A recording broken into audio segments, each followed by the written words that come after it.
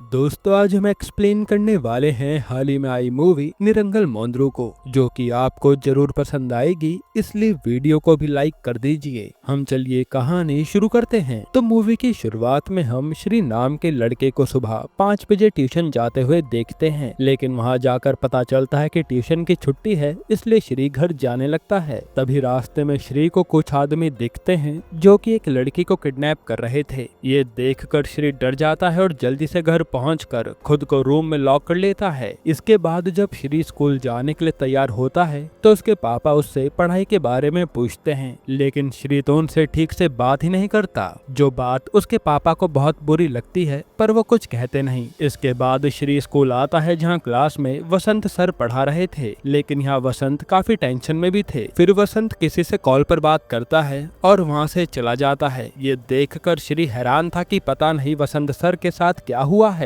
तभी श्री का दोस्त कहता है कि वसंत सर की लड़की पार्वती आज मेरे ट्यूशन भी नहीं आई थी, कहीं उसे कुछ हो तो नहीं गया। जो सुनकर श्री डर जाता है और फिर बहाना बनाकर वो अपने दोस्त के साथ स्कूल से निकल जाता है। जिसके बाद श्री पार्वती के स्कूल में पता करता है कि वो स्कूल आई है या नहीं, लेकिन आज पार्वती स्कूल नहीं आई थी। तब श्री अपने दोस्त से बताता है कि मैंने आज सुबह एक लड़की को किडनैप होते देखा था, कहीं वो पार्वती तो नहीं थी, मुझे टेंशन हो रही है। जिसके बाद ये और भी लोगों से पार्वती का पता करते हैं, लेकिन किसी को भी कुछ पता नहीं था। फिर श्री का दूसरा दोस्त उससे पूछता है कि तू पार्वती के लिए इतना परेशान क्यों हो रहा है, वो तेरी है ही कौन। तब श्री बताना शुरू करता है और सीन पास्ट में जाता है। एक दिन इंटर स्कूल इवेंट में श्री पार्वती से मिला था, जहाँ से इन दोनों की दोस्ती हो गई थी। तब से श्री और पार्वती अक्सर साथ में घूमते थे और देखते देखते श्री को पार्वती से प्यार भी हो गया था। साथ ही श्री बताता है कि एक बार वसंत सर ने भी उसकी दोस्त की तरह मदद की थी। असल में जब श्री के मम्मी पापा का झगड़ा काफी ज्यादा बढ़ गया था और बात डिवोर्स तक आ गई थी, तब इससे श्री परेशान रहने लगा था। ये देखकर वसंत ने श्री के मम्मी पापा को समझाया था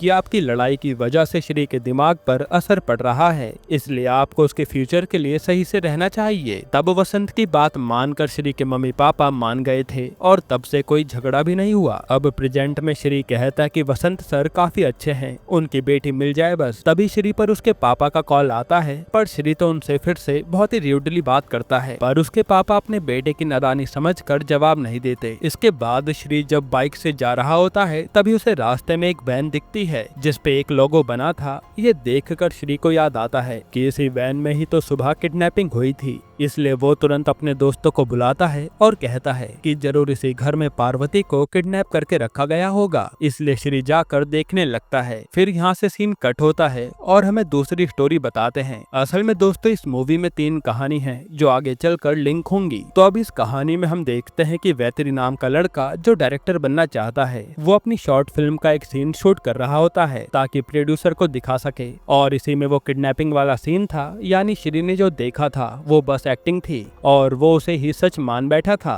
जिसके बाद वैतरी अपने दोस्तों के साथ एक चाय की दुकान पर चाय पीने आता है और फिर वो जॉइंट पीने लगता है। असल में वैतरी को नशे की लत थी, नशा करने के बाद ही उसको आइडियाज आते थे। फिर थोड़ी देर में वहाँ से पार्वती गुजर रही होती है जिसकी साइकिल की चैन उतर गई थी। तब वहाँ दुकान वाला चैन चढ़ा देता है और ये सब वैतरी भी देखे जा रहा था। फिर पार्वती भी यहाँ से चली जाती है। जिसके बाद हम देखते हैं कि अगले दिन वैतरी एक प्रोड्यूसर पर अपनी कहानी लेकर आता है, लेकिन वो इस पर मूवी बनाने से मना कर देते हैं। तब वैतरी भी गुस्से में वहाँ से चला जाता है और फिर वो बाकी के प्रोड्यूसर से मिलता है, लेकिन उसे हर जगह से ना ही सुनने को मिल रहा था। इससे तंग आकर वैतरी अपने रूम में आ जाता है और आज का दिन वो सिर्फ नशे और गेम खेलने में गुजारता है, क्योंकि उसका बस एक सपना था बड़ा डायरेक्टर बनना, लेकिन इतने टाइम में उसे कहीं भी चांस नहीं मिल रहा था, जबकि उसकी कहानी भी रेडी है। अब दोपहर से रात हो जाती है तो वैतरी से मिलने उसके दोस्त आते हैं। वो बताते हैं कि तूने जो कहानी डायरेक्टर किशोर को सुनाई थी ना, और उसने बाद में आने को कहा था, वो तो अब इसी कहानी पर मूवी बना रहा है। ये सुनकर वैतरी के होश उड़ जाते हैं और वो तुरंत अपनी स्क्रिप्ट देखने लगता है, पर पूरे घर में कहीं भी वैतरी की स्क्रिप्ट नहीं थी, यानी वो चोरी हो गई। ये देखकर वैतरी को बहुत गुस्सा आता है और वो अपने दोस्तों को रूम से बाहर निकालकर नशा करने लगता है। साथ ही वो याद करता है कि कैसे डायरेक्टर किशोर ने उसे झांसा दिया था कि वो ये मूवी बनाने का मौका उसे देगा। फिर वैतरी के दोस्त उसके रूम में किसी तरह यहाँ घुसते हैं और उसे संभालने लगते हैं क्योंकि वैतरी नशे में बड़बड़ा रहा था और उसे चीजें हेलुसिनेट हो रही थी।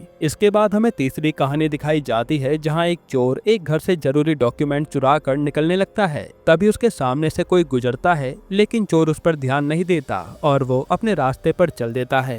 फिर हम वसंत को देखते हैं जो सुबह सोकर उठता है तो उसे घर में कहीं भी उसकी बेटी पार्वती नजर नहीं आती, इसलिए वो अपनी बीवी से भी पार्वती के बारे में पूछता है, जिस पर उसकी बीवी कोई जवाब नहीं देती। असल में इन दोनों के बीच ज्यादा बातचीत नहीं होती। तब वसंत पार्वती के दोस्तों को फोन करके पता करता है लेकिन किसी को भी पार्वती का पता नहीं था कि वो कहाँ गई। फिर हम एक इंस्पेक्टर शेल्वम को देखते हैं जिसे कांस्टेबल फोन करके बताता है कि एक हिट एंड रन केस आया है जिसमें एक लेडी को दो लड़कों ने उड़ा दिया। लेडी को काफी चोटें आई हैं और उन दोनों लड़कों को प्रकाश नाम के कांस्टेबल ने जेल में डाल दिया है। पर प्रॉब्लम यह है कि ये लड़के मिनिस्टर के बेटे बाला और कृष्णा हैं। ये सुनकर तो शेल्वम के होश उड़ जाते हैं और वो कहता है कि ठीक है, मैं आकर देखता हूँ। इधर हम वही सीन देखते हैं जब वसंत टेंशन में था पार्वती को लेकर, इसलिए वो आज स्कूल से छुट्टी लेकर पार्वती को ढूंढने ही चला जाता है। ये सारी चीजें एक दिन के अंदर हो रही थी, इसलिए दोस्तों आप कंफ्यूज मत होना। खैर इसके बाद हम देखते हैं कि शेल्वम जैसे ही थाने आता है तो मिनिस्टर का बेटा बाला शेल्वम से बदतमीजी करने लगता है कि हमें जाने दे वरना तेरी वर्दी उतार दूंगा।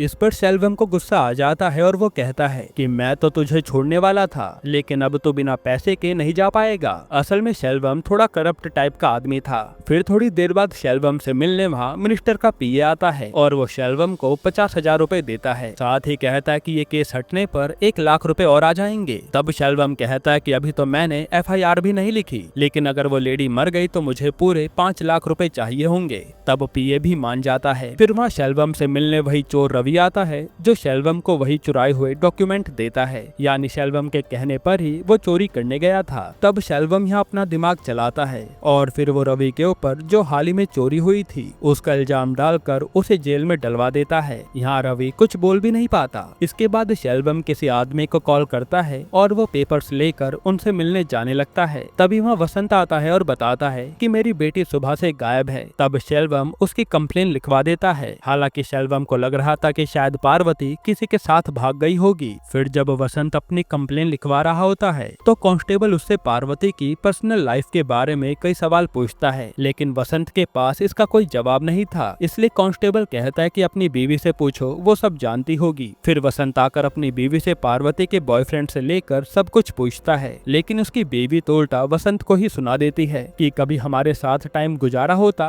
तो तुम्हें सब पता होता। जो सुनकर वसंत उदास हो जाता है क्योंकि वो कभी अपनी फैमिली के साथ टाइम स्पेंड नहीं करता था। इधर शेल्वम उस हिट एंड रन केस वाली लेडी को देखने हॉस्पिटल आता है जो जिंदा बच गई थी। इसलिए वो मिनिस्टर के पीए को कॉल करके कहता है कि आपके लड़कों पर केस नहीं होगा, 1 लाख रुपए और भिजवा देना, हम बाला और कृष्णा को छोड़ रहे हैं। जिसके बाद बाला और कृष्णा को छोड़ दिया जाता है। तब यहाँ से जाते समय कृष्णा बाला को बताता है कि इस पुलिस वाले का एक बेटा है जो हमारे एरिया में रहता है और वो फिल्में बनाता है। तब ये सुनकर बाला के दिमाग में शेल्वम को मजा चखाने का आइडिया आता है और वो अपने कुछ लोगों को फोन कर देता है उस लड़के को मारने के लिए। जिसके बाद हम फिर वही सीन देखते हैं जहाँ श्री अपने दोस्तों के साथ वैतरी के घर के बाहर खड़ा था। तभी वहाँ बाला के गुंडे भी वैतरी को मारने आ जाते हैं और रिवील होता है कि शेल्वम का बेटा वैतरी है। तब यहाँ गुंडे तो सीधा वैतरी पर अटैक कर देते हैं और वैतरी जो नशे में था वो एक एक करके उन सभी को अकेले मारने लगता है और ये सब दूर से ही श्री और उसके दोस्त देख रहे थे। फिर यहाँ से ये गुंडे भाग जाते हैं और वैतरी भी नशे में अब शांत नहीं हो रहा था, इसलिए उसके साथ ही उसे अपने साथ वैन में ले जाने लगते हैं। तब ये देखकर श्री अपने दोस्तों के साथ उसका पीछा करता है। इधर वसंत को अभी भी पार्वती का कहीं भी पता नहीं चला था, इसलिए वो मंदिर के सामने जाकर रोने लगता है। वहीं हम रवि को देखते हैं जो कांस्टेबल से कह रहा था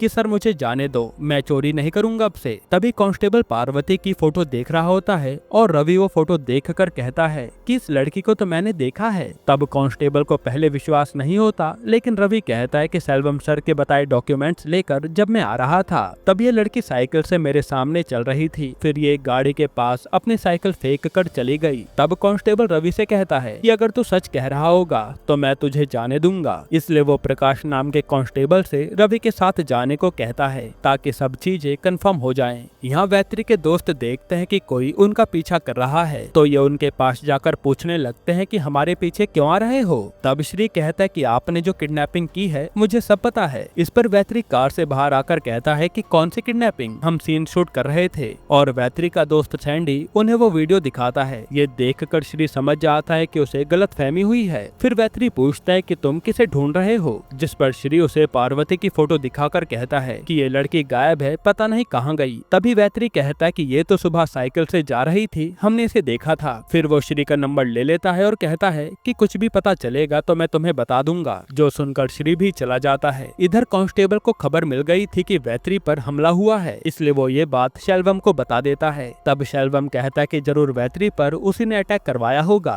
यहाँ वैत्री की कहानी गायब होने के कारण वो पूरी तरह से टूट गया था और उसे समझ नहीं आ रहा था कि वो अब करेगा क्या। वहीं हम कांस्टेबल प्रकाश को देखते हैं, जो वसंत से बता रहा होता है कि जहाँ से पार्वती गायब हुई उस एरिया की फुटेज हमने देखी है और पार्वती एक ग्रे कलर की कार में बैठकर खुद ही चली गई थी। अब यहाँ ग्रे कलर की कार का नाम सुनकर वसंत चौंक जाता है। इधर शैलवम बाला और कृष्णा के पास आता है, जो क्लब में एंजॉय कर रहे थे, और वो उसे अपने साथ ले जा लेता है। फिर हम श्री को देखते हैं, जो कह रहा था कि ना जाने पार्वती कहाँ चली गई, कल ही तो मैंने उसे अपने प्यार का इजहार किया था और वो मुझे आज ही जवाब देने वाली थी, लेकिन आज ही वो गायब हो गई। इसके बाद वैत्री अपने दोस्तों के साथ उसी डायरेक्टर किशोर के सेट पर आ जाता है, लेकिन वैत्री का दोस्त कहता है कि मैं जाकर बात करता हूँ, तू नशे में है। और फिर वो किशोर से बात करने आता है कि सर आपने हमारी कहानी चुरा ली, लेकिन किशोर कहता है कि ये तो मेरी कहानी है, बल्कि उस वैत्री ने मेरी तरह कहानी सोच ली, इसमें मेरी कोई गलती नहीं। साथ ही वो कहता है कि अब तो मैं फिल्म बना रहा हूँ, मुझे कोई रोक भी नहीं पाएगा। इधर वैत्री अपने कांस्टेबल अंकल को फोन करता है और कहता है कि मुझे पार्वती नाम की लड़की के बारे में पता करना है। तब कांस्टेबल उसे कुछ बताता है जो हमें आगे पता चलेगा। फिर वैत्री सीधा कार से उतरकर किशोर के पास पहुंच जाता है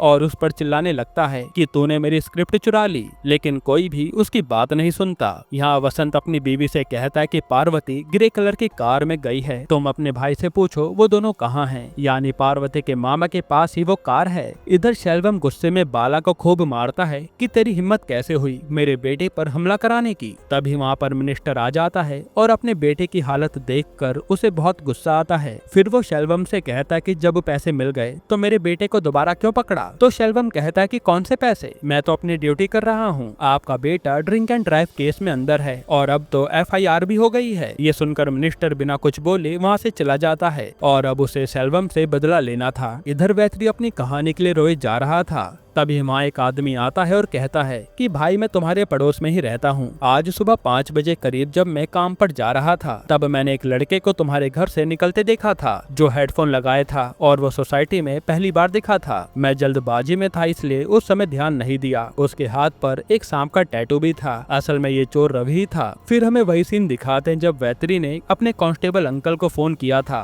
पार्वती के बारे में पता करने के लिए, और उसने श्री को भी कॉन्फ्रेंस पे ले लिया था। तब कांस्टेबल बताता है कि वो लड़की पार्वती का पता चल गया है, जो अपने मामा के साथ उसके घर पर गई है। ये सुनकर श्री खुश हो जाता है कि पार्वती अब मिल गई, इसलिए वो पार्वती से मिलने जाने लगता है। इधर वैत्री रवि का जैसे तैसे पता लगवा लेता है और उससे मिलने निकल जाता है। यहाँ जब श्री पार्वती के मामा के घर आता है तो वहाँ वसंत पहले से मौजूद था, जो उदास होकर वहाँ से जा रहा था। फिर श्री वहाँ आता है और पार्वती उसे घर के बाहर ही बैठी नजर आती है। तब जाकर श्री की जान में जान आती है। इधर वैत्री ने रवि को आकर पकड़ लिया था और वो उससे पूछता है कि तूने मेरी कहानी क्यों चुराई, जिस पर रवि कहता है कि मुझे तो शैलवम सर ने ये चोरी करने को कहा था, तो मैंने बस ऑर्डर को फॉलो किया। ये सुनकर वैत्री को बहुत बुरा लगता है कि उसके पापा ने उसकी कहानी चोरी करवाई थी, इसलिए वो अपने पापा से मिलने जाने लगता है। वहीं हम श्री को देखते हैं, जो पार्वती से मिलने के बाद सीधा वसंत से मिलने आता है। फिर हमें दिखाता है कि पार्वती ने श्री से क्या बताया। जब श्री पार्वती से कहता है कि तुम्हारे कारण वसंत सर बहुत परेशान हुए हैं, तब पार्वती कहते हैं कि तुम्हें मेरे पापा के बारे में पता ही नहीं है।